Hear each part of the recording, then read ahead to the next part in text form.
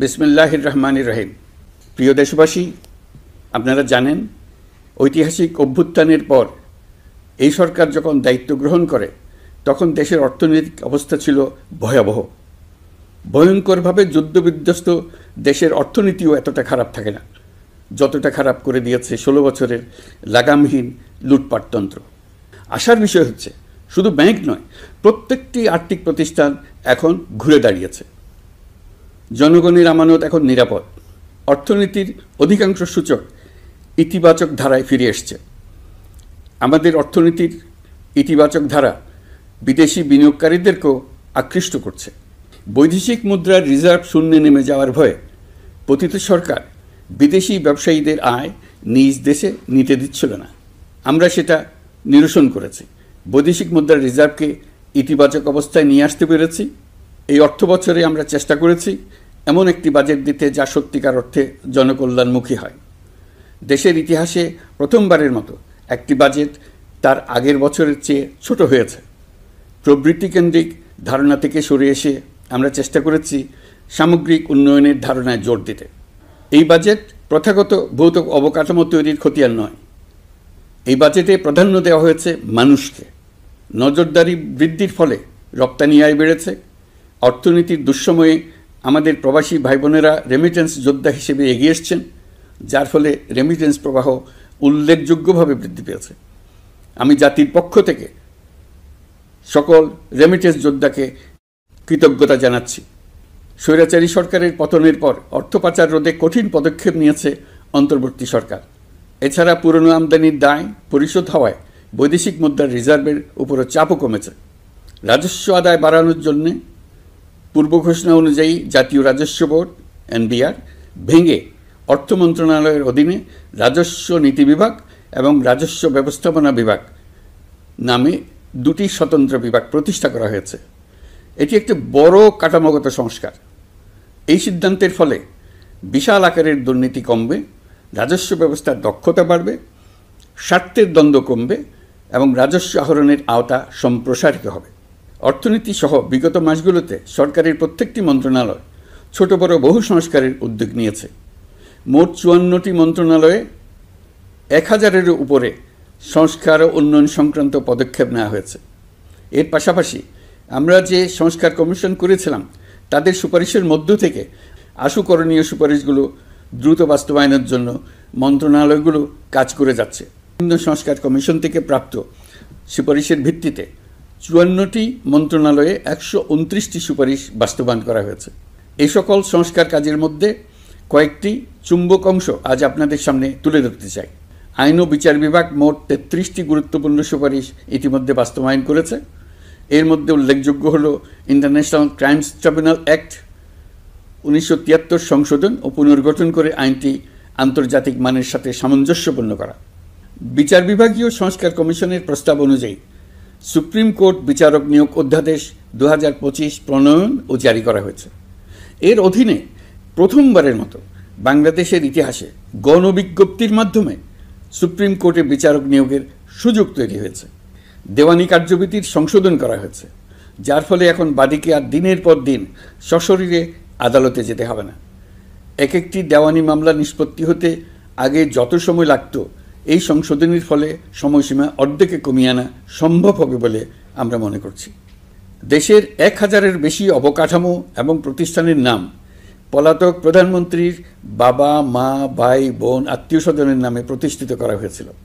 তার মধ্যে ছিল সেনানিবাস, বিমানঘাঁটি, নৌবাহিনীর জাহাজ, মেগা সেতু, সড়ক, স্থাপনা, স্কুল, কলেজ, বিশ্ববিদ্যালয়, হাসপাতাল, গবেষণা কেন্দ্র, আরও বহু কিছু। এগুলোর সব নাম পরিবর্তন করা হয়েছে। নারী ও শিশু নির্যাতন দমন আইন সংশোধন করা হয়েছে।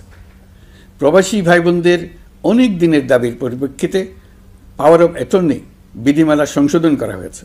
এখন পুরনো পাসপোর্টে নো ভিসা রিকোয়ার্ড স্টিকার থাকলে কিংবা জন্মসনদ থাকলে বিদেশ থেকে পাওয়ার অফ অ্যাটর্নি সম্পাদন করতে পারবে। আগামী 2 মাসের মধ্যে আইনগত সহায়তা কার্যক্রম ব্যাপকভাবে বিস্তার করা হবে। বছরে এখন গড়ে 35,000 মামলা নিষ্পত্তি হয়। আমাদের লক্ষ্য এটিকে 2 লক্ষ মামলায় উন্নতি করা। মামলা দায়েরের 48 ঘন্টার মধ্যেই যাদের বিরুদ্ধে মামলার কোনো ভিত্তি নেই তাদের বাদ দেওয়ার ব্যবস্থা করা হচ্ছে। আমরা সর্বোচ্চ চেষ্টা করেছি দেশের মানুষকে লুটপাটতন্ত্র থেকে বের করে আনতে। আপনারা জানেন বিগত 16 বছরে উন্নয়নের নামে মেগা প্রকল্প নিয়ে কী পরিমাণ লুটপাট হয়েছে। মেগা প্রকল্পগুলো যেন হয়ে উঠেছিল মেগা ডাকাতির প্রকল্প।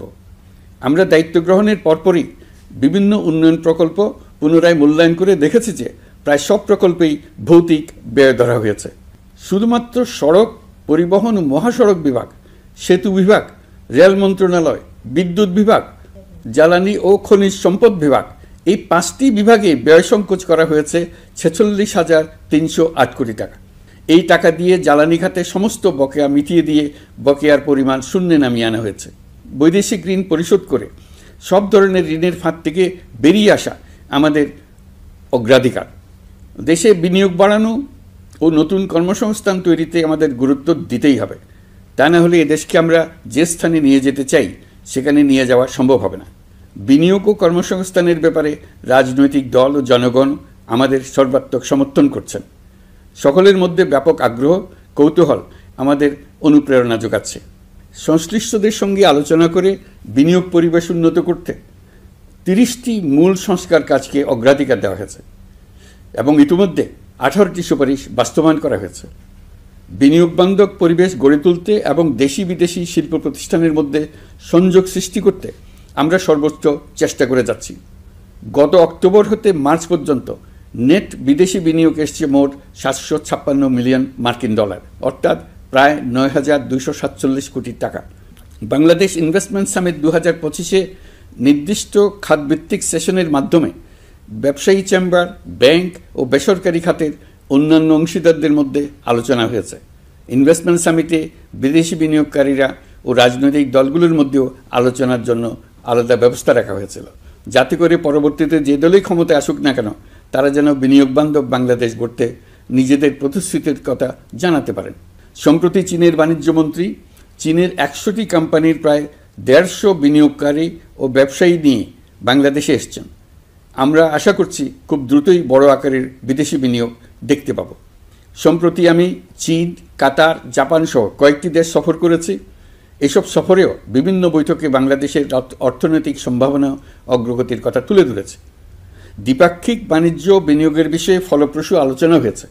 আরও বেশি সংখ্যক বাংলাদেশি যাতে বিদেশে কর্মসংস্থানের সুযোগ পায় সে চেষ্টা করেছি। বাংলাদেশে কাতারি বিনিয়োগকারীদের জন্য একটি বিশেষ অর্থনৈতিক অঞ্চল গড়ে তোলার বিষয়ে আমাদের মধ্যে আলোচনা হয়েছে। বাংলাদেশের লাখো লাখো ছেলেমেয়েরা মাদ্রাসায় পড়াশোনা করে, তাদের জন্য প্রযুক্তি শিক্ষা ও বিদেশি ভাষা শিক্ষা চালু করতে আমরা কাতার চ্যারিটির সাহায্য চেয়েছি। গত মাসে আমি জাপান সফরে গিয়েছিলাম। এই সফরে জাপানের প্রধানমন্ত্রী বাংলাদেশকে বাজেট সহায়তা ও রেলপথ উন্নয়নের জন্য $1 বিলিয়ন মার্কিন ডলারের ঋণ ঘোষণা করেছেন। দ্বিপাক্ষিক 3টি চুক্তিপত্র বিনিময় হয়েছে। এই সফরে দুই দেশের মধ্যে অর্থনৈতিক বিনিয়োগ ও অন্যান্য সহযোগিতার ক্ষেত্রে 6টি সমঝোতা স্মারক অর্থাৎ MOU স্বাক্ষর হয়েছে। বাংলাদেশের কর্মশক্তির দক্ষতা বৃদ্ধি এবং জাপানে তাদের কর্মসংস্থান সহজতর করার লক্ষ্যে জাপানের সঙ্গে আমরা 2টি সমঝোতা স্মারকে স্বাক্ষর করেছি। জাপানের শ্রমিক সংকট রয়েছে। আমরা আগামী 5 বছরে জাপানে 1 লক্ষ কর্মী পাঠানোর চুক্তি সই করেছি। এর চাইতে আরও বেশি শ্রমিক ক্রমাগতভাবে পাঠানোর আয়োজন করে এসেছি। প্রিয় দেশবাসী, 1971 সালে বাংলাদেশ স্বাধীন হওয়ার পর অর্থনৈতিকভাবে আমাদের যে উন্নতির শিখরে থাকার কথা ছিল, বিশ্বের কাছে মাথা উঁচু করে দাঁড়াবার কথা ছিল, সেই উচ্চতায় আমরা পৌঁছতে পারিনি। আমরা চাই বাংলাদেশ দক্ষিণ এশিয়ার অর্থনৈতিক প্রাণকেন্দ্র হিসেবে প্রতিষ্ঠিত হোক। এই কারণে বিনিয়োগ পরিষেবার উন্নয়নের পাশাপাশি বন্দরের সক্ষমতা বাড়াতে উদ্যোগ নিয়েছি। এটা করা সম্ভব না হলে দেশের কোটি কোটি মানুষের বেকারত্ব ঘুচবে না, অর্থনৈতিক সংকট রয়েই যাবে। চট্টগ্রাম বন্দর নিয়ে অনেকের মধ্যে কৌতূহল তৈরি হয়েছে। মাঝে মাঝে এমন কথাও শুনেছি যে এই বন্দর বিদেশিদেরকে নাকি দিয়ে দেওয়া হচ্ছে। আমি আগেও জানিয়েছি, চট্টগ্রাম বন্দর হলো বাংলাদেশের অর্থনীতির হৃৎপিণ্ড। বর্তমানে এই হৃৎপিণ্ড অতি দুর্বল। এখন যে অবস্থায় আছে সেই অবস্থায় তাকে রেখে দিলে আমাদের অর্থনীতিকে সামনে এগিয়ে নিয়ে যাওয়া সম্ভব হবে না। এই হৃৎপিণ্ডকে বড় করতে হবে, মজবুত করতে হবে, সুঠাম করতে হবে। তা করতে হলে বহু উদ্যোগ গ্রহণ করতে হবে, অভিজ্ঞদের সাহায্য লাগবে। আমরা যাদের সঙ্গে যোগাযোগ করেছি তারা বন্দর ব্যবস্থাপনায় বিশ্বের সেরা, সবচেয়ে অভিজ্ঞ। তারা ইউরোপ, কানাডা, অস্ট্রেলিয়া, চীন, দক্ষিণ কোরিয়া, ভারত, পাকিস্তান, তুরস্ক, মধ্যপ্রাচ্য ও আফ্রিকা সহ বিশ্বজুড়ে বন্দর পরিচালনা করে। তাদের কাজ বন্দর ব্যবস্থাপনা। আমাদের লক্ষ্য হলো বন্দর ব্যবস্থাপনার কাজ যত তাড়াতাড়ি সম্ভব তাদের কাছ থেকে শিখে নেওয়া। আমি গ্যারান্টি দিয়ে বলতে পারি, যদি 31 সালের মধ্যে আমরা বন্দরের কাজ শিখে ফেলি, এর পরবর্তী 5 বছরে অর্থাৎ 36 সালের মধ্যে পৃথিবীর যত দেশে যত বন্দর এই কোম্পানিগুলো চালায় তাদের বহু বন্দর এই বাংলাদেশিরাই পরিচালনা করবে। আপনারা যে বন্দরেই পা দেবেন দেখবেন সেখানে বাংলাদেশিরা আছেন। বহু লোকের কর্মসংস্থান হবে, বহু লোকের উপরে ওঠার সুযোগ হবে। তাদের নিজেদের প্রয়োজনেই তারা আমাদের চাকরি দেবে। আগে যে কোনো জাহাজে চড়লে দেখতাম জাহাজের নাবিক চট্টগ্রামের কিংবা সিলেটের। বন্দরের কাজ একবার শিখে নিতে পারলে ভবিষ্যতে আমরা যে বন্দরে যাব না কেন দেখব সেখানে চট্টগ্রাম, নোয়াখালী, সিলেট আর বরিশালের লোক, বাংলাদেশের লোক। আমাদের বন্দর যদি আধুনিক হয় তা শুধু বাংলাদেশের অর্থনীতিতেই ভূমিকা রাখবে না, বরং আমরা নেপাল, ভুটান সহ পার্শ্ববর্তী সকল দেশের অর্থনীতিতে ইতিবাচক ভূমিকা রাখতে সক্ষম হব। এই বন্দরই হবে অঞ্চলের অর্থনীতির সমৃদ্ধির চাবিকাঠি। কুমিরা থেকে টেকনাফ পর্যন্ত নানা বন্দরের কর্মচাঞ্চল্যে সমগ্র উপকূল অঞ্চল দক্ষিণ এশিয়ার একটি গুরুত্বপূর্ণ অর্থনৈতিক প্রাণকেন্দ্র হিসেবে প্রতিষ্ঠিত হবে। এই পুরো অঞ্চলে অনেকগুলো শিল্পাঞ্চল গড়ে উঠবে শুধু সমুদ্রের সান্নিধ্য এবং তার ব্যবহারের দক্ষতার কারণে। তার সঙ্গে গড়ে উঠবে আরেকটি নতুন শিল্প, আধুনিক পদ্ধতিতে সমুদ্রে মাছ পালন, আহরণ ও প্রক্রিয়াজাতকরণের শিল্প। এটি আরেকটি নতুন জগৎ সৃষ্টি করবে। এই ব্যাপারে আমরা আমাদের বন্ধু দেশগুলোর সঙ্গে আলোচনা শুরু করেছি এবং তারা উৎসাহ সহকারে সাড়া দিয়েছেন। বন্দর ব্যবস্থাপনার জন্য আমরা যাদেরকে আনছি তারা পৃথিবীর যেসব দেশে কাজ করে সেসব কোনো দেশেরই সার্বভৌমত্ব, জাতীয় নিরাপত্তা হুমকির মুখে পড়েনি। আমি দেশবাসীর প্রতি আহ্বান জানাই, আপনারা নিজেদেরকে ভিত্তিহীন বিরোধিতা এবং অপপ্রচারের শিকার হতে দেবেন না। অন্তর্বর্তীকালীন সরকারের বন্দর ব্যবস্থাপনার উদ্যোগে আপনাদের দৃঢ় সমর্থন অব্যাহত রাখুন। যারা বিরোধিতা করছে তাদের প্রতিহত করুন। আপনারা জানেন আমাদের দেশে এখন 12 লক্ষ রোহিঙ্গা বসবাস করছে। প্রায় 1 লাখ রোহিঙ্গা এসছে 2023 সাল থেকে 2024 সালের সেপ্টেম্বর সময়কালে, যখন রাখাইন রাজ্যে ব্যাপক যুদ্ধাবস্থা বিরাজ করছিল। সেখানে চলমান সংঘাত ও মানবিক পরিস্থিতির কারণে এখনও অনেকে আসতে চেষ্টা করছেন। রোহিঙ্গাদের বাংলাদেশে আসা বন্ধ করতে এবং যারা ইতিমধ্যে বাংলাদেশে অবস্থান করছেন তাদের প্রত্যাবাসনের জন্য আমরা উদ্যোগ নিয়েছি। আমরা যখন দায়িত্ব গ্রহণ করেছিলাম তখন রোহিঙ্গা ইস্যুটিকে প্রায় মৃত অবস্থায় পেয়েছিলাম। আন্তর্জাতিক এজেন্ডা থেকে ইস্যুটি ঝরে পড়েছিল। সেই অবস্থা থেকে আমরা ইস্যুটিকে বিশ্ববাসীর দৃষ্টির সম্মুখভাবে নিয়ে আসতে পেরেছি। আমি গত বছর সেপ্টেম্বর মাসে জাতিসংঘ সাধারণ পরিষদে রোহিঙ্গা বিষয়ক একটি আন্তর্জাতিক সম্মেলন অনুষ্ঠানের আহ্বান জানিয়েছিলাম। আপনারা জেনে খুশি হবেন, জাতিসংঘের সকল সদস্য রাষ্ট্র এই বিষয়ে একমত হয়েছেন এবং তারা একটি উচ্চ পর্যায়ের আন্তর্জাতিক সম্মেলন আয়োজনের সিদ্ধান্ত নিয়েছে। এই বছর সেপ্টেম্বর মাসে যুক্তরাষ্ট্রের নিউ ইয়র্কে এই সম্মেলনটি অনুষ্ঠিত হবে। একই সাথে রোহিঙ্গাদের প্রত্যাবাসনের জন্য আমরা আন্তর্জাতিক জনমত গঠন করতে পেরেছি। গত মার্চ মাসে বাংলাদেশ সফরে এসে জাতিসংঘের মহাসচিব অ্যান্তোনিও গুতেরেস পরিষ্কারভাবে ঘোষণা করেছেন যে মিয়ানমারের প্রত্যাবাসনই রোহিঙ্গা সমস্যার একমাত্র সমাধান। প্রত্যাবাসনের বিষয়ে আরেকটি বড় অগ্রগতি হচ্ছে মিয়ানমার সরকার কর্তৃক প্রত্যাবাসনযোগ্য রোহিঙ্গাদের সর্বপ্রথম তালিকা ঘোষণা। গত এপ্রিল মাসে ব্যাংককে বিমস্টেক সম্মেলনের সাইডলাইনে আলোচনার সময় মিয়ানমার সরকার প্রথমবারের মতো 1,80,000 রোহিঙ্গা প্রত্যাবাসনযোগ্য বলে ঘোষণা করেছে। রোহিঙ্গাদের প্রত্যাবাসনে ও আমাদের সীমান্তের নিরাপত্তা নিশ্চিত করতে মিয়ানমারের সরকার সহ সেখানকার বিদ্রোহী গোষ্ঠীর সাথে আনুষ্ঠানিক ও অনানুষ্ঠানিক যোগাযোগ রাখা হচ্ছে। আমরা যত দেশেই সফর করেছি সব দেশেই রোহিঙ্গা সংকট মোকাবেলায় রাষ্ট্রীয় নেতা ও সরকারের প্রতিনিধিদের সঙ্গে আলোচনা করেছি, তাদের সহযোগিতা চেয়েছে। তারা ইতিবাচকভাবে আমাদের আহ্বানে সাড়া দিয়েছেন। জাতিসংঘের মহাসচিব গত মার্চ মাসে ঢাকা সফরকালে রাখাইন রাজ্যে মানবিক বিপর্যয়ের মোকাবেলার জন্য একটি ত্রাণ চ্যানেলের প্রস্তাব করেছিলেন। তিনি বলেছিলেন এই প্রস্তাবটি রোহিঙ্গাদের প্রত্যাবাসনে সহায়ক হবে। বিষয়টি প্রস্তাব পর্যায়ে রয়ে গেছে। আমরা লক্ষ্য করেছি রাখাইনের জন্য বাংলাদেশ করিডোর দিয়ে দিয়েছে বলে একটা অপপ্রচার চালানো হচ্ছে। আমি সুস্পষ্টভাবে বলছি, এটা সর্বৈব মিথ্যা। এটা চিলে কান নিয়ে যাওয়ার গল্প। যারা অসত্য কল্পকাহিনী বানিয়ে বাংলাদেশের মানুষকে ক্রমাগত বিভ্রান্ত করে অশান্তি সৃষ্টিতে নিয়োজিত, এটা তাদেরই শিল্পকর্ম। আপনারা এ বিষয়ে হুঁশিয়ার থাকবেন, কোনোভাবেই বিভ্রান্ত হবেন না। এসব অপপ্রচার সত্ত্বেও আমরা লক্ষ্যচ্যুত হব না। এই জটিল সমস্যাটি সমাধানে আমাদের কাজ চালিয়ে যাব। প্রিয় দেশবাসী, আগামী মাসে জুলাই গণ অভ্যুত্থানের বছর পূর্ণ হবে। যাদের আত্মত্যাগের কারণে এই অভ্যুত্থান সম্ভব হলো, আমরা তাদেরকে এবং তাদের পরিবারকে প্রতি মুহূর্তে আমাদের দৃষ্টিতে রেখেছি। তাদের জন্য নানা কর্মসূচি আমরা বাস্তবায়ন করে চলেছি। এখন পর্যন্ত 834টি শহীদ পরিবারের মধ্যে 630টি শহীদ পরিবারকে 10 লক্ষ টাকা করে 63 কোটি টাকার সঞ্চয়পত্রের জন্য ব্যাংক চেক দেওয়া হয়েছে। অবশিষ্ট যারা আছেন তাদের ওয়ারিশ নির্ধারণ সংক্রান্ত বিষয়গুলি নিষ্পত্তি সাপেক্ষে সঞ্চয়পত্র দেওয়া হবে। এর পাশাপাশি গণ অভ্যুত্থানে আহত প্রায় 12,500 জনকে 106 কোটি টাকা দেওয়া হয়েছে। গণ অভ্যুত্থানে আহতদের মধ্যে সরকারি বেসরকারি বিভিন্ন হাসপাতালে এই পর্যন্ত 15,393 জন চিকিৎসা গ্রহণ করেছেন। স্বাস্থ্যসেবা বিভাগের মাধ্যমে 40 জন আর মুক্তিযুদ্ধ বিষয়ক মন্ত্রণালয়ের মাধ্যমে 11 জনকে উন্নত চিকিৎসার জন্য সিঙ্গাপুর, থাইল্যান্ড ও রাশিয়া পাঠানো হয়েছে। তাদের চিকিৎসা বাবদ এই পর্যন্ত সরকার 61 কোটি টাকা ব্যয় করেছে এবং এই ব্যয় অব্যাহত আছে। আরও 28 জন জুলাই যোদ্ধাকে উন্নত চিকিৎসার জন্য সিঙ্গাপুর, থাইল্যান্ড ও তুরস্কে পাঠানোর প্রক্রিয়া চলছে। এখন পর্যন্ত বিভিন্ন হাসপাতালে চিকিৎসাধীনদের যুক্তরাজ্য, যুক্তরাষ্ট্র, ফ্রান্স, সিঙ্গাপুর, থাইল্যান্ড, চীন, মালয়েশিয়া ও নেপাল থেকে 26 জন বিশেষজ্ঞ চিকিৎসক এসে বিনামূল্যে চিকিৎসা দিয়েছেন। এই চিকিৎসকবৃন্দ শুধু যাতায়াত খরচ গ্রহণ করেছেন, এর বেশি কিছু তারা গ্রহণ করতে চান নাই। আমরা তাদের প্রতি কৃতজ্ঞ। এই পর্যন্ত শহীদ পরিবারগুলোকে সঞ্চয়পত্র প্রদান, আহত ব্যক্তিদের চিকিৎসা ও চেক প্রদান বাবদ সরকার মোট 285 কোটি টাকা ব্যয় করেছে।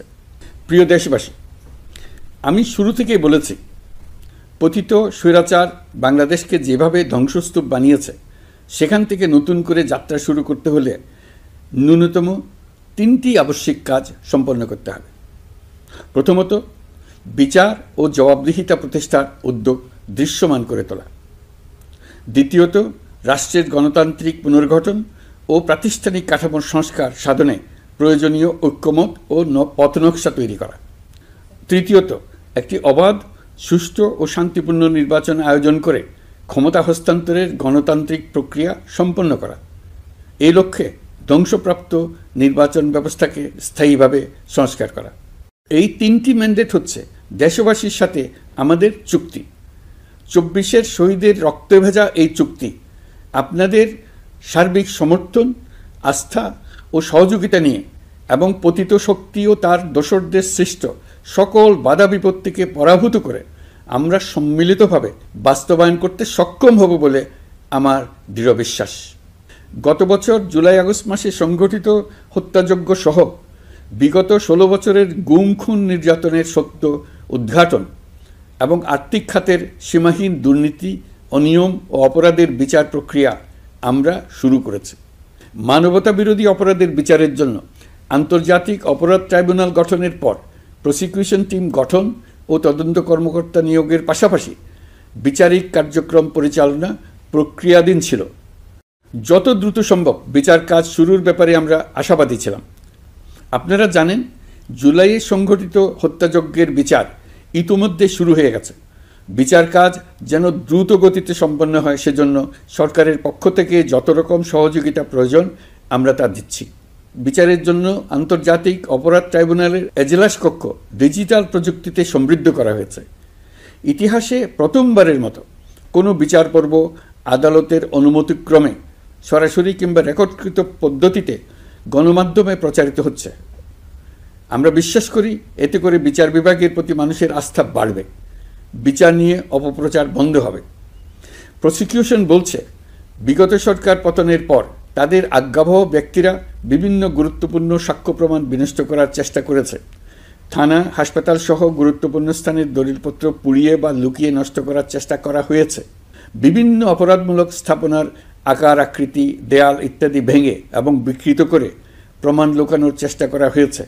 বিভিন্ন ডিজিটাল এভিডেন্স যেমন ভিডিও, অডিও, ইন্টারনেট ডেটা যেগুলো ডিলিট বা ধ্বংস করার চেষ্টা করা হয়েছে, তদন্ত কর্মকর্তারা সর্বাধুনিক প্রযুক্তি ব্যবহার করে সেগুলো রিকভার এবং রেস্টোর করার কাজ করছেন। এই কাজে আমরা দেশবাসীর কাছেও সহযোগিতা কামনা করছি। স্বৈরাচারী সরকারের আমলে গত 16 বছরে রাজনৈতিক ভিন্নমত দমনের জন্য বিপুল সংখ্যক মানুষকে গুম করা হয়েছিল।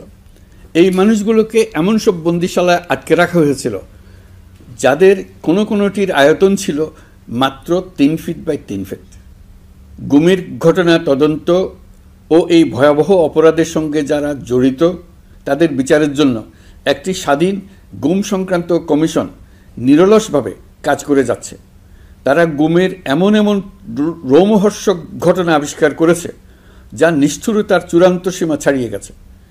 মানুষকে পেট কেটে সিমেন্টের বস্তা ঢুকিয়ে নদীতে ডুবিয়ে দেওয়া হতো, ইঞ্জেকশন দিয়ে অজ্ঞান করে জ্বলন্ত ইটভাটায় নিক্ষেপ করা হতো, ট্রেন ও গাড়ির নিচে ছুঁড়ে ফেলা হতো। কমিশন এখন পর্যন্ত 2টি অন্তর্বর্তীকালীন প্রতিবেদন জমা দিয়েছে। তারা এখনও প্রতিনিয়ত নতুন অভিযোগ পাচ্ছে। ইতিমধ্যে গুমের তদন্ত কার্যক্রমের জন্য ঢাকা শহরের 3টি, চাঁপাইনবাবগঞ্জ ও বগুড়া জেলায় 3টি গুমের কেন্দ্র পরিদর্শন ও সাক্ষ্য গ্রহণ করা হয়েছে। তদন্ত কাজে মানুষের সম্পৃক্ততা বাড়াতে বিশ্ববিদ্যালয়, মাদ্রাসা পর্যায়ে গণশুনানি গ্রহণ করা হয়েছে। মোট 8 শতাধিক শিক্ষার্থী, শিক্ষক, সাধারণ মানুষ গণশুনানিতে অংশ নিয়েছেন। গুম সংক্রান্ত বেশ কিছু অভিযোগ ইতিমধ্যে আন্তর্জাতিক অপরাধ ট্রাইব্যুনালের তদন্ত সংস্থার কাছে জমা হয়েছে। এছাড়াও এই সংক্রান্ত একটা আইন প্রণয়নের কাজ প্রায় শেষ পর্যায়ে আছে। অল্প কিছুদিনের মধ্যেই এটি চূড়ান্ত হবে বলে আশা করছি। গত 16 বছর ধরে এদেশের প্রতিটি স্তরে অপরাধ, অনিয়ম, দুর্নীতির ভাইরাস ছড়িয়ে পড়েছিল। এই রোগাক্রান্ত রাষ্ট্র ব্যবস্থাকে রোগমুক্ত করে জনগণের কল্যাণমুখী করতে হলে আমাদের রাজনৈতিক দলগুলোর সক্রিয় অংশগ্রহণ জরুরি। আমরা দায়িত্ব নেবার পর থেকেই রাজনৈতিক দলগুলোর সাথে নিয়মিত যোগাযোগ রেখেছি। বিভিন্ন ইস্যুতে রাজনৈতিক নেতাদের সঙ্গে আলাদা এবং একত্রিতভাবে বৈঠক করেছি। সর্বশেষ গত মাসের শেষ সপ্তাহেও বিভিন্ন রাজনৈতিক দলের নেতৃবৃন্দের সঙ্গে আমি বৈঠক করেছি এবং চলতি সপ্তাহে জাতীয় ঐক্যমত কমিশনের 2য় পর্বের আলোচনা শুরু করেছি। সরকার পরিচালনায় তারা তাদের গুরুত্বপূর্ণ মতামত তুলে ধরেছেন। রাজনৈতিক দলগুলো শুরু থেকে আমাদের সাথে সহযোগিতা করে এসছেন এবং সবসময় তারা সহযোগিতা অব্যাহত রাখার প্রতিশ্রুতি দিয়েছেন। প্রিয় দেশবাসী, আপনাদের নিশ্চয় মনে আছে জুলাই গণঅভ্যুত্থানের নেতৃত্ব অংশ নেওয়া শিক্ষার্থীরা একটি জুলাই ঘোষণাপত্র দেওয়ার কথা জানিয়েছিল। তারা আমাকেও সেখানে আমন্ত্রণ জানায়।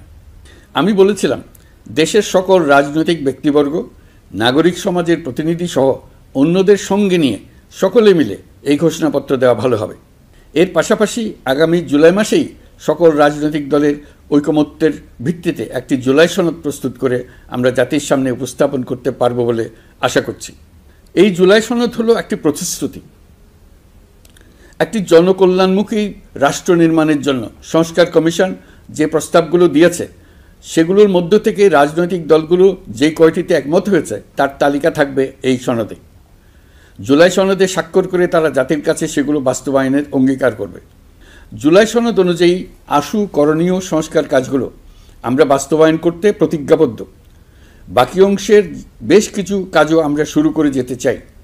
আশা করি অবশিষ্ট অংশ পরবর্তীতে নির্বাচিত সরকারের মাধ্যমে বাস্তবায়ন অব্যাহত থাকবে। প্রাতিষ্ঠানিক সংস্কারের দৃঢ় প্রতিশ্রুতি বাস্তবায়নে আমাদেরকে দৃঢ়ভাবে এবং ঐক্যবদ্ধভাবে এগিয়ে যেতে হবে। এর কোনো বিকল্প নেই। এর বাস্তবায়নের মাধ্যমে পুরো বিশ্বের কাছে দেশের নতুন ঐক্যবদ্ধ ভাবমূর্তি তুলে ধরা যাবে। বিশ্বব্যাপী সবার কাছে জাতি হিসেবে বাংলাদেশের শক্তি সম্পর্কে স্পষ্ট ধারণা তৈরি হবে। ঐকমত্য কমিশন গঠন করা আমাদের একটি দুঃসাহসিক উদ্যোগ ছিল। অন্য কোনো দেশে এমন কোনো নজির নেই। এর মাধ্যমে আমরা জাতি হিসেবে রাজনৈতিক গভীরতার সন্ধান পেয়েছি। রাজনৈতিক ঐক্যে পৌঁছার জন্য ঐকমত্য কমিশনের সঙ্গে সকল দলের দলগত প্রস্তুতি, ঘণ্টার পর ঘণ্টা কমিশনের সঙ্গে ঐকান্তিক আলোচনা, জাতীয় লাইভ টেলিভিশনের সামনে সকল দলের ঐকমত্যে পৌঁছার একান্ত প্রয়াস আমাদের রাজনৈতিক ইতিহাসে স্মরণীয় হয়ে থাকবে। এই কমিশনের চেয়ারম্যান হিসেবে আমি সকল রাজনৈতিক দলের কাছে তাদের সীমাহীন ধৈর্য এবং কমিশনের প্রতি তাদের সহযোগিতা এবং সৌজন্য প্রকাশের জন্য জাতির পক্ষ থেকে ধন্যবাদ জানাচ্ছি। আশা করি আমাদের অসমাপ্ত কাজ সমাপ্ত করে শিগগিরই পূর্ণাঙ্গ জুলাই সনদ তৈরি করে জাতির জন্য একটা নতুন পথ নির্দেশনা রেখে যেতে পারব। এই কমিশনের অভিজ্ঞতার মাধ্যমে দেশে যে নতুন রাজনৈতিক সংস্কৃতি গড়ে ওঠার সম্ভাবনা দেখা দিয়েছে, আগামী নির্বাচনের মাধ্যমে যদি সেটা বিকাশমানভাবে স্থায়ী রূপ দিতে পারে, তাহলে আমরা ভবিষ্যতের সকল রাজনৈতিক সংকট মোকাবেলা করতে সক্ষম হব। সকল প্রস্তুতি সমাপ্ত করে দেশের সকল মানুষের, কিশোর কিশোরী, তরুণ তরুণী, ছাত্রছাত্রী, কৃষক, জেলে, গৃহিণী, দিনমজুর, শ্রমিক, ব্যবসায়ী, পেশাজীবী, শিল্পী সবাই মিলে চেষ্টা করে একটা সুন্দর নিখুঁত নির্বাচন আয়োজন করে নতুন বাংলাদেশের দৃঢ় ভিত্তি রচনা করব। প্রিয় দেশবাসী, আমি জানি আগামী জাতীয় নির্বাচন কখন হবে সে বিষয়ে সিদ্ধান্ত জানার জন্য রাজনৈতিক দল ও জনগণের মধ্যে বিপুল আগ্রহ রয়েছে। আমি বারবার বলেছি এই নির্বাচন ডিসেম্বর থেকে আগামী বছরের জুনের মধ্যে অনুষ্ঠিত হবে। এই সময়ের মধ্যে দেশের নির্বাচন উপযোগী পরিবেশ সৃষ্টির জন্য যা যা করা দরকার সরকার তাই করছে। এখানে মনে রাখা জরুরি, বাংলাদেশ স্বাধীনতার পর থেকে যতবার গভীর সংকটে নিমজ্জিত হয়েছে তার সবগুলোরই প্রধান কারণ ছিল ত্রুটিপূর্ণ নির্বাচন। ত্রুটিপূর্ণ নির্বাচন প্রক্রিয়ায় বারবার ক্ষমতা কক্ষিগত করার মধ্য দিয়ে একটি রাজনৈতিক দল বর্বর ফ্যাসিস্টে পরিণত হয়েছিল। এই ধরনের নির্বাচন যারা আয়োজন করে তারা জাতির কাছে অপরাধী হিসেবে চিহ্নিত হয়ে যায়। এমন নির্বাচনের মধ্য দিয়ে যে দল ক্ষমতায় আসে তারাও জনগণের কাছে ঘৃণিত হয়ে থাকে। এই সরকারের একটি বড় দায়িত্ব হলো একটি পরিচ্ছন্ন, উৎসবমুখর, শান্তিপূর্ণ, বিপুলভাবে অংশগ্রহণের পরিবেশে একটি নির্বাচন অনুষ্ঠান করা, এমন একটি নির্বাচন আয়োজন করা যাতে করে দেশ ভবিষ্যতে নতুন সংকটে না পড়ে। এই জন্য সবচেয়ে বেশি গুরুত্বপূর্ণ হলো প্রাতিষ্ঠানিক সংস্কার। যেই প্রতিষ্ঠানগুলো নির্বাচনের সঙ্গে সরাসরি জড়িত সেগুলোতে যদি সুশাসন নিশ্চিত করা না যায় তাহলে ছাত্র জনতার সকল আত্মত্যাগ বিফলে যাবে। সংস্কার, বিচার, নির্বাচন এই তিনটি ম্যান্ডেটের ভিত্তিতে আমরা দায়িত্ব গ্রহণ করেছিলাম। সেই বিবেচনায় আগামী রোজার ঈদের মধ্যে সংস্কার ও বিচারের বিষয়ে আমরা একটি গ্রহণযোগ্য জায়গায় পৌঁছতে পারব বলে বিশ্বাস করি। বিশেষ করে মানবতা বিরোধী অপরাধের বিচার, যা কিনা জুলাই গণ অভ্যুত্থানের শহীদদের প্রতি আমাদের সম্মিলিত দায়, সেই বিষয়ে আমরা দৃশ্যমান অগ্রগতি দেখতে পারব। এতে আমাদের উপর আপনাদের অর্পিত ম্যান্ডেট ন্যূনতম হলেও বাস্তবায়ন করে যেতে পারব। সেই বিবেচনায় ও ইতিহাসে সবচেয়ে অবাধ, সুষ্ঠু, প্রতিদ্বন্দ্বিতামূলক ও গ্রহণযোগ্য নির্বাচন আয়োজনের জন্য সকল পক্ষের সঙ্গে আমরা আলোচনা করেছি। পাশাপাশি বিচার, সংস্কার ও নির্বাচন সংক্রান্ত চলমান সংস্কার কার্যক্রম পর্যালোচনা করে আমি আজ দেশবাসীর কাছে ঘোষণা করছি যে আগামী জাতীয় নির্বাচন 2026 সালের এপ্রিলের প্রথমার্ধের যে কোনো একটি দিনে অনুষ্ঠিত হবে। এই ঘোষণার ভিত্তিতে নির্বাচন কমিশন উপযুক্ত সময়ে আপনাদের কাছে নির্বাচনের বিস্তারিত রোডম্যাপ প্রদান করবে। আমরা এমন নির্বাচন চাই যা দেখে অভ্যুত্থানের শহীদদের আত্মা তৃপ্তি পাবে, তাদের আত্মা শান্তি পাবে। আমরা চাই আগামী নির্বাচনে সবচেয়ে বেশি ভোটার, সবচেয়ে বেশি প্রার্থী ও দল অংশ নেক। এটা সবচেয়ে অবাধ, সুষ্ঠু ও নিরপেক্ষ নির্বাচন হিসেবে জাতির কাছে স্মরণীয় হয়ে থাকুক। 1.5 যুগ পরে দেশে সত্যিকারের একটি জনপ্রতিনিধিত্বশীল সংসদ গঠিত হবে। বিপুল তরুণ গোষ্ঠী এবার জীবনে প্রথম ভোট দেওয়ার সুযোগ পাবে। এসব লক্ষ্যে প্রয়োজনীয় সকল পদক্ষেপ নেওয়ার জন্য আমরা জাতির কাছে অঙ্গীকারবদ্ধ। আমি দেশবাসীর প্রতি আহ্বান জানাই, আপনারা সকল রাজনৈতিক দল এবং আপনাদের এলাকার প্রার্থীদের কাছ থেকে সুনির্দিষ্ট অঙ্গীকার আদায় করে নেবেন, যেন আগামী সংসদের প্রথম অধিবেশনেই যেসব সংস্কারের প্রশ্নে ঐকমত্য অর্জিত হয়েছে তা কোনো প্রকার কাটাছেঁড়া ছাড়াই যেন তারা অনুমোদন করেন। আপনারা ওয়াদা আদায় করে নেবেন যে তারা বাংলাদেশের স্বাধীনতা, সার্বভৌমত্ব, আঞ্চলিক অখণ্ডতা এবং জাতীয় মর্যাদার প্রশ্নে কখনো কোনো প্রকার আপোষ করবেন না এবং দেশের বাইরের কোনো শক্তির কাছে দেশের স্বার্থ বিকিয়ে দেবেন না। আপনারা তাদের কাছে সুনির্দিষ্ট প্রতিশ্রুতি আদায় করে নেবেন এই মর্মে যে তারা কখনোই কোনো অবস্থাতেই আপনাদের গণতান্ত্রিক অধিকার ও মানবিক মর্যাদার ক্ষুণ্ণ করবেন না। আপনারা তাদের কাছে অঙ্গীকার আদায় করে নেবেন যে তারা সম্পূর্ণ সততা ও স্বচ্ছতার সাথে দেশ পরিচালনা করবেন এবং সকল প্রকার দুর্নীতি, দলীয়করণ, টেন্ডারবাজি, সিন্ডিকেটবাজি, চাঁদাবাজি, সন্ত্রাসী কর্মকাণ্ড ইত্যাদি গণবিরোধী কাজ থেকে নিজেদেরকে সম্পূর্ণভাবে মুক্ত রাখবেন। আমি আপনাদের আবারও স্মরণ করিয়ে দিতে চাই যে এবারের নির্বাচন শুধু শান্তিপূর্ণ নির্বাচন করার বিষয় নয়, এটা ছাত্র জনতার অভ্যুত্থানের আকাঙ্ক্ষা নতুন বাংলাদেশ গড়ার নির্বাচন। এই নির্বাচনে পরিচিত দলগুলিই থাকবে, তাদের পরিচিত মার্কাগুলিই থাকবে, কিন্তু ভোটারকে বের করে আনতে হবে যে এই মার্কার পেছনে আপনার কাছে ভোট প্রার্থীরা কে কতটুকু নতুন বাংলাদেশ গড়ার জন্য প্রস্তুত, কে কতটা প্রতিজ্ঞাবদ্ধ। আমরা যারা এই নির্বাচনে ভোটার হব তারা অত্যন্ত সৌভাগ্যবান এবং সৌভাগ্যবতী। আমরা একটা অনন্য ঐতিহাসিক ভূমিকা পালনের সুযোগ ও দায়িত্ব পাচ্ছি। আমরা জাতির নতুন যাত্রাপথ তৈরি করে দেওয়ার দায়িত্ব পাচ্ছি। আমরা নতুন রাজনৈতিক সংস্কৃতি সৃষ্টির মহান সুযোগটা পাচ্ছি। আমাদের সুচিন্তিত ভোটের মাধ্যমেই নতুন বাংলাদেশ নির্মিত হবে। শহীদদের রক্তদান সার্থক হবে। আশা করি বিষয়টা নিয়ে চিন্তাভাবনা করেই সবাই ভোট কেন্দ্রে যাব এবং দৃঢ়প্রত্যয়ে ভোট দেব। এখন থেকে ভাবনা চিন্তা শুরু করুন, আলোচনা শুরু করুন। এখন থেকে আপনাদের ভোটের গুরুত্বটা বুঝে নিন। আপনার এবারের ভোটের গুরুত্ব ঐতিহাসিক মানদণ্ডে দেখা হবে। প্রিয় দেশবাসী, আমাদের সবসময় মনে রাখতে হবে পতিত ফ্যাসিবাদ ও তার দেশি বিদেশি দোসররা নতুন বাংলাদেশ গড়ার সম্মিলিত প্রচেষ্টাকে পদে পদে বাধাগ্রস্ত করার চেষ্টা চালিয়ে যাচ্ছে। তারা নানামুখী অপপ্রচারে লিপ্ত। তারা সবসময় চাইবে জুলাই অভ্যুত্থানের মাধ্যমে তৈরি হওয়া জাতীয় ঐক্যের শক্তিকে পরাভূত করতে, গণতান্ত্রিক আকাঙ্ক্ষা বাস্তবায়নের প্রচেষ্টাকে লাইনচ্যুত করতে এবং বাংলাদেশকে পুনরায় করায়ত্ত করতে। আমি আগেও বলেছি, আজ আবারও বলছি, আমরা একটা যুদ্ধ অবস্থায় আছি। এখন আমাদের একতাবদ্ধ থাকতে হবে যে কোনো মূল্যে। পরাজিত শক্তি এবং তাদের সহযোগীরা ওত পেতে বসে আছে আমাদের ছোবল মারার জন্য, আমাদের অগ্রযাত্রাকে রুখে দেওয়ার জন্য। আমরা তাদের কিছুতেই এই সুযোগ দেব না। আসুন আমরা আমাদের সম্মিলিত প্রচেষ্টায় প্রিয় মাতৃভূমির স্বাধীনতা, সার্বভৌমত্ব, আঞ্চলিক অখণ্ডতা ও জাতীয় মর্যাদার বিরুদ্ধে যে কোনো আঘাত প্রতিহত করার উদ্দেশ্যে প্রতিরোধের ঐক্যবদ্ধ সুদৃঢ় প্রাচীর গড়ে তুলি। প্রিয় দেশবাসী, মহান আল্লাহ আমাদের সহায় হন। আল্লাহ হাফেজ।